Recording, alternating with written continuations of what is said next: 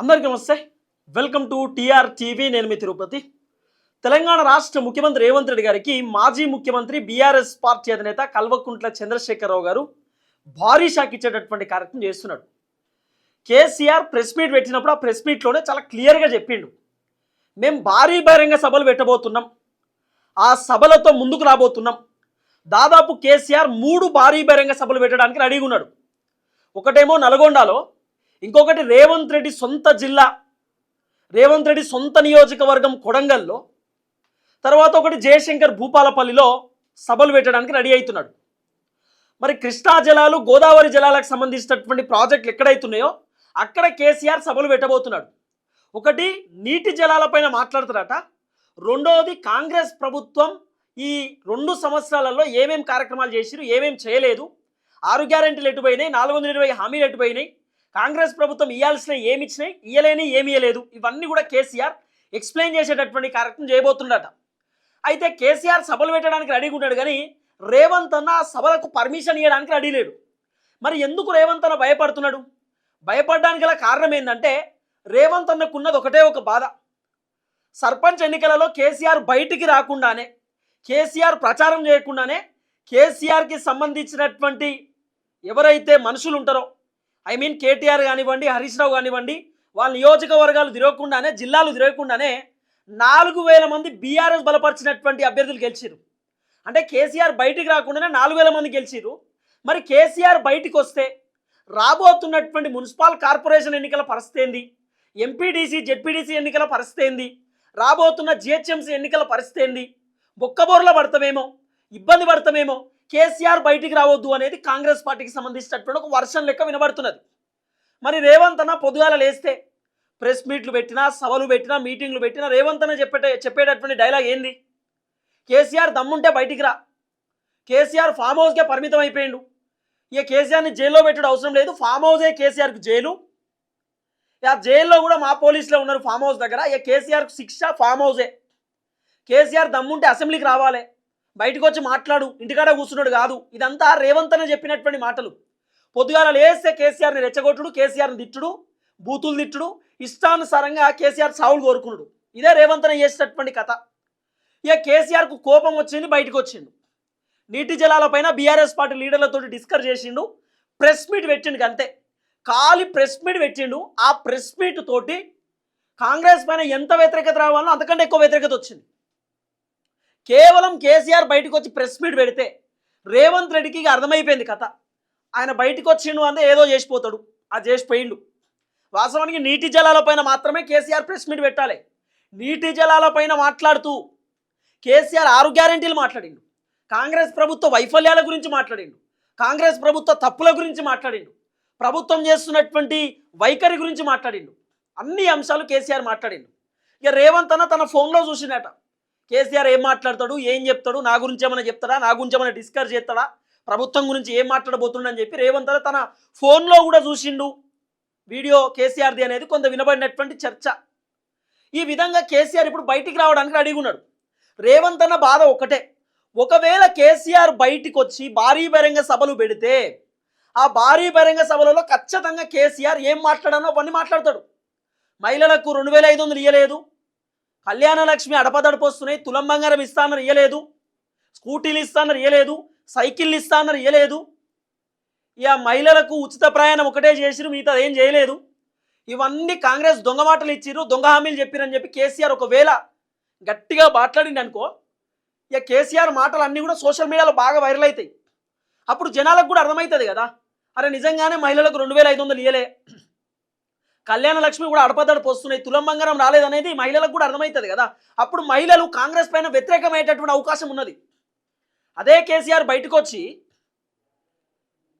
నిరుద్యోగులకు నిరుద్యోగ భృతి రాలేదు, నిరుద్యోగులకు ఉద్యోగాలు రాలేదు, 2 సంవత్సరాలలో 2 లక్షల ఉద్యోగాలు భర్తీ చేస్తామని ఇప్పటిదాకా చేయలేదు అని చెప్పి నిరుద్యోగులను ఉద్దేశించి కనుక కేసీఆర్ మాట్లాడిన అనుకో భారీ బహిరంగ సభలలో ఖచ్చితంగా ఇబ్బంది అయ్యేటటువంటి అవకాశం ఉంటుంది.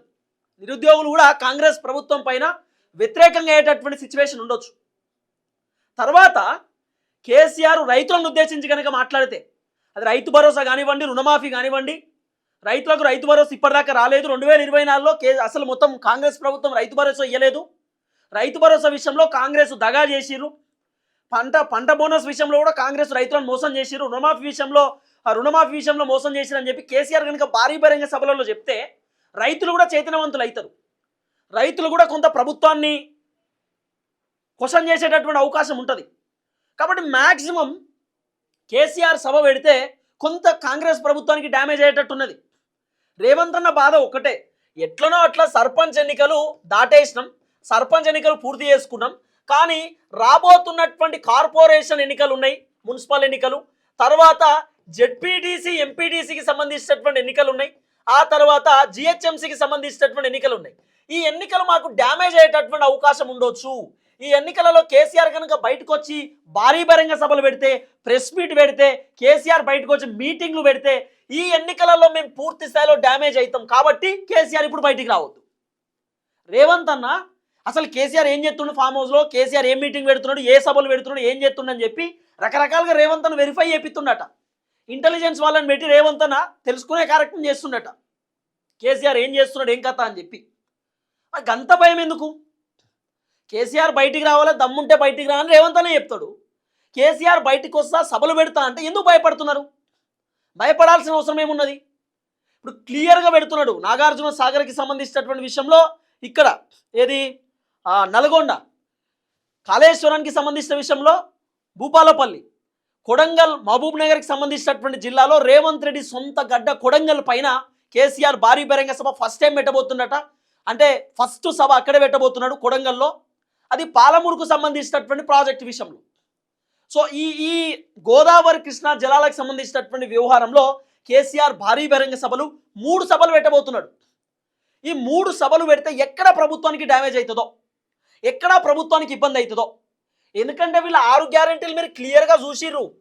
4000 పెన్షను, 6000 రూపాయలు వికలాంగులకు పెన్షను, తర్వాత స్కూల్ కట్టిస్తాం, డబుల్ బెడ్రూమ్లు కట్టిస్తాం, కొత్త రేషన్ కార్డులు ఇస్తాం, లేకపోతే వాళ్ళు ఎవరు ఉద్యమకారుల కుటుంబాలకు భూములు ఇస్తాం, ఇల్లులు ఇస్తామని చెప్పి రకరకాలుగా చెప్పారు. ఇప్పటిదాకా ఏమి ఇచ్చేటటువంటి పరిస్థితి లేదు కదా, అంత ఆగమాగం పరిస్థితి కదా.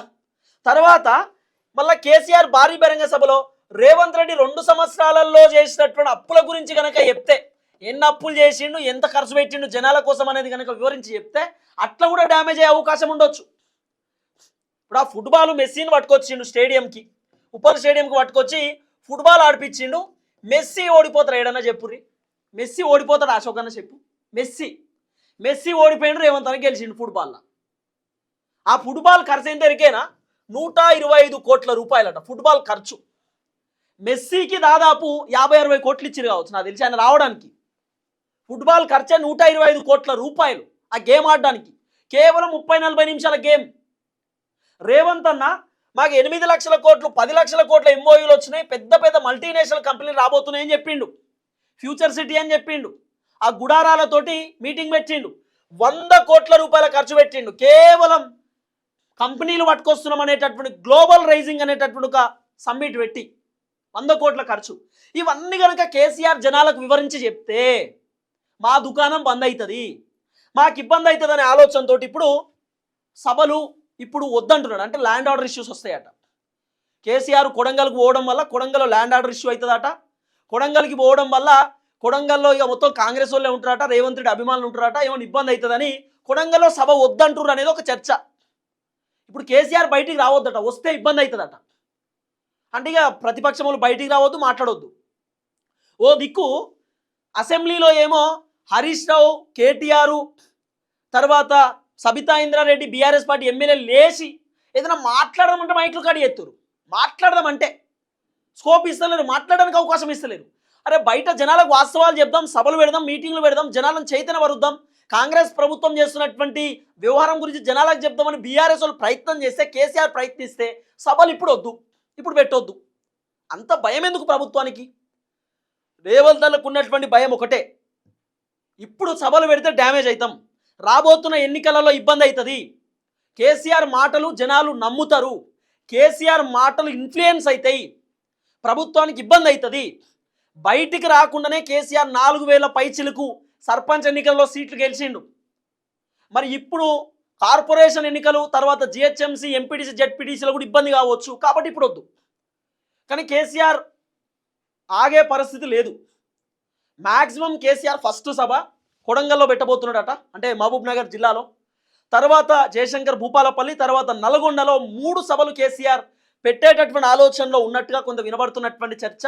ఈ సభల తర్వాత, ఈ మీటింగ్స్ తర్వాత మరిగా కాంగ్రెస్ ప్రభుత్వం పరిస్థితి ఎట్లా ఉంటుంది, ప్రభుత్వం పైన జనాలు వ్యతిరేకంగా ఉంటారా, లేకపోతే ప్రభుత్వం ఇంకా అద్భుతం అని చెప్తారా అనేది వేచి చూడాల్సినటువంటి అవసరం ఉంటుంది. మొత్తానికైతే కేసీఆర్ కొంత రేవంత్ తనకు షాకుల మీద షాకులు ఇస్తున్నాడు. బయటకు వచ్చి మాట్లాడిండు. కేసీఆర్ ఎక్కడ కూడా రేవంత్ రెడ్డి పేరు తీయలే. రేవంత్ అన్న పదే పదే భారీ బహిరంగ సభలలో, మీటింగ్లలో కేసీఆర్ సాగు కోరుకుంటున్నాడు. కేసీఆర్ను ఉరేసుకొని తత్తవా, బండగట్టుకొని దునికి తత్తవా, జనాలు కొట్టి చంపుతారు, ఈ మాటలు మాట్లాడుతున్నాడు రేవంత్ అన్న. కేసీఆర్ ఇప్పటిదాకా రేవంత్ రెడ్డిని ఉద్దేశించి మాట్లాడలేదు. ఆఖరికి బీఆర్ఎస్ పార్టీ ఆఫీస్లో ప్రెస్ మీట్ పెట్టినప్పుడు కేసీఆర్ చెప్పిండు, పదే పదే నా సాగు కోరుకుంటారు, మీకు ఏమొస్తుంది, ఈ మాటలు కాదు మాట్లాడాల్సింది, వేరేది ఏమైనా మాట్లాడండి అన్నాడు. కేసీఆర్ ఎమోషన్ అయింది. ఎమోషన్ అయిన తర్వాత కూడా అరే పాపం పెద్ద మనిషి బాధపడ్డాడు నేను మాట్లాడే మాటల వల్ల, అట్లా మాట్లాడొద్దని లేదు. మళ్ళా కొడంగల్లో సభ పెట్టి నువ్వు రాయి దునికి తత్తవా, ఉరేసుకొని తత్తవా అని మళ్ళీ మాట్లాడాడు రేవంత్ అన్న. అది అయిపోయిన తర్వాత మళ్ళా నీటి జలాల పైన ప్రెస్ మీట్ పెట్టి అది జనాలు బండలతో కొట్టి చంపుతారు అంటున్నాడు. బండలతో కొట్టి చంపుతారు, ఇసొంటోళ్ళని అసలు జనాలు వదిలిపెట్టొద్దు రేవంత్ అన్న వర్షన్. ఈ బూతులు మాట్లాడతారా? మళ్ళీ అసెంబ్లీలో రేవంత్ అన్న మాట్లాడుతున్నాడు. బడవే అంటున్నాడు. బడవే బడవే బడవే అనే పదం ఏందట తెలుసా? బడవే అంటే ఓ బాడకావు అన్నట్టట, ఇంకా పెద్ద పదం అట. అసెంబ్లీలో రేవంత్ అన్న మాట్లాడుతున్న మాటలు ఇవి. మరి ఇంత ఘోరంగా ఎందుకు మాట్లాడాలి? అందుకే జనాలు కూడా ఇటువంటి ముఖ్యమంత్రిని ఏడ చూడలే అంటుర్రు. జనాలు కూడా ఇంత ఘోరమైన సీఎంని మేము ఎక్కడ చూడలే అంటుర్రు. అందుకే కేసీఆర్ సభలు పెట్టడానికి రెడీగా ఉన్నాడట, మీటింగ్లు పెట్టడానికి రెడీగా ఉన్నాడు. నేను బౌన్స్ బ్యాక్ ఇవ్వడమే, గ్రౌండ్లోకి వస్తా, 3 సభలు పెట్టాల్సిందే, కృష్ణా గోదావరి జలాలపైన మాట్లాడాల్సిందే, రేవంత్ రెడ్డి అసెంబ్లీలో ఎన్ని తప్పులు చెప్పినా తప్పులని జనాలకు వివరించాల్సిందే. ఇది కేసీఆర్కి సంబంధించినటువంటి వర్షన్ లెక్క కనబడుతున్నది. చూద్దాం ఏం జరగబోతుందో. సో ఇది కేసీఆర్కి సంబంధించినటువంటి అంశం. సో త్వరలో సభలు పెట్టబోతున్నట్టుగా కొంత వినబడుతున్న చర్చ. ఆ సభలను అడ్డుకోవడానికి రేవంత్ అన్న విశ్వ ప్రయత్నాలు చేస్తున్నట్టుగా కూడా కొంత వినబడుతున్నటువంటి వ్యవహారం. అందరికీ నమస్తే, థ్యాంక్ యూ సో మచ్. జై తెలంగాణ.